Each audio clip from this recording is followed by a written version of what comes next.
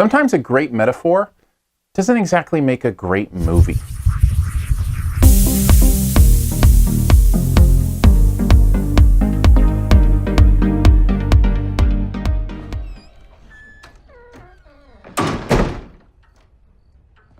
Bex? Bex! Fred! Fred, we're down here! All right, Bex, hold on. Mrs. Wells? Mrs. Wells? No! No, Fred! Fred! Mrs. Wells? Stay in the light! Fred! All right, Bex, hold on.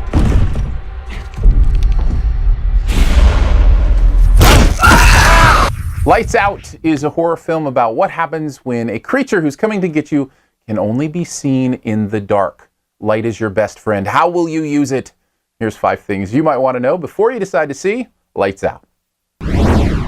This movie generating a lot of buzz. In fact, it was the movie you voted for me to review this week. By the way, if you want to vote on which movies I review, make sure you follow me on Twitter, Aaron Dicer. So I went and saw it, and horror movies aren't my thing, but I like it when one can kind of break through. And let me just say this to start off with. It's decent. The acting's competent, the direction's competent. I felt like I was watching a movie put together by someone who knew how to put together movies. They understood suspense, they understood how things worked, they understood where to take the audience, and the performances understood who they were and what was driving them and why I should care. All of that to say, yeah, this is a decently made film. You can already sense there's a big but coming, can't you? Well, we're not there yet. There was another thing I actually really liked about this. I love the theme. There's a theme here about depression and how it enters our lives. And once you start to see this movie as a metaphor about depression, it gets a little bit deeper. And I love when a movie can do that and show us kind of another level of what it's thinking and what it's trying to do. And I think this movie painted that picture pretty clear. So clear, in fact, that, and here are the buts coming your way, so clear, in fact, that I hated the end of this movie. Because of what this movie has to say about mental illness or depression or whatever that metaphor is you put on it, I'm not going to give anything away, but the end of this movie ends in a way that is really awful and horrifying and dark. And I don't just mean in a horror movie kind of way, I mean in a applying that morality to real life kind of way that did not sit right with me and left a bad taste in my mouth when I was leaving the theater. And here's the thing, I know I get taken to task sometimes for being an overthinker, which I am. I'm a message-themed guy. I love that stuff. I love to explore it.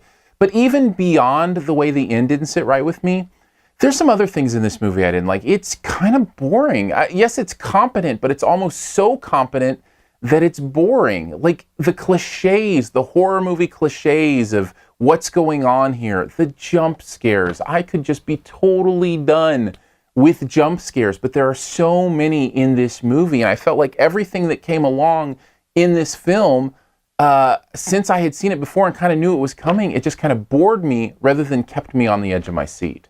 I don't know, maybe that's, if you're a horror fan, maybe that's great. Maybe that's a reason you love the movie. But for me, it not only felt like I had seen it in other movies before, I actually had seen these scares in this movie before.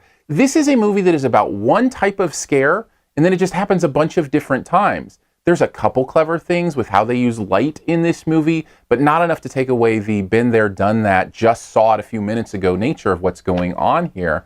In fact, I was thinking as I was watching this would have been a really great short film.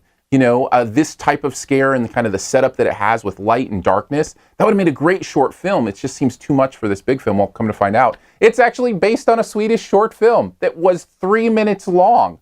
That's about how long I feel like this movie could be and still get the same effect out of you. Overall, I feel like Lights Out is a competent horror movie that horror fans probably will enjoy quite a bit, but because of the ending and because I'd seen it all before, I just didn't enjoy it enough to give it more than a C+. Thanks for checking out this Your Movie Friend review. We'll get to the best ever challenge here in a bit. Before we do, though, if you want to click up here, you can check out other reviews, as well as how to support the channel if you want to do that. You can also follow me on all the social medias, Instagram, Facebook, whatever. I almost said Pictionary. I don't know what that one is. There's not a Pictionary social media. But if there was, you could probably follow me there. Just search for Aaron Dicer, Aarondicer. You'll find me there. If you do podcasts, you can search for the Sift Pop Podcast. We do that every week, SIFTPOP, and have a great time chatting movies and television, all sorts of fun stuff. Just subscribe in whatever your favorite podcast player is.